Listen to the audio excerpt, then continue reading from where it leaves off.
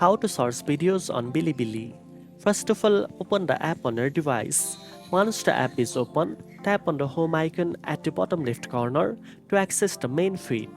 At the top, you will see the source bar. Tap on it and type the name, keyword, or topic of the video you want to find. You can search for anime, shows, music, gaming content, or any other type of video available on Bilibili.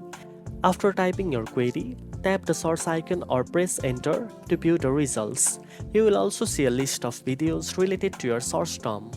You can also filter the results by comprehensive, new post, or most viewed to make finding the right video easier.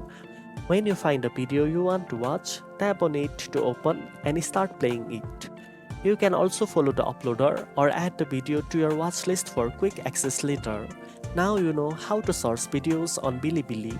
If you found this video helpful, don't forget to like, share and subscribe for more tech tips. Thanks for watching and I'll see you in the next one.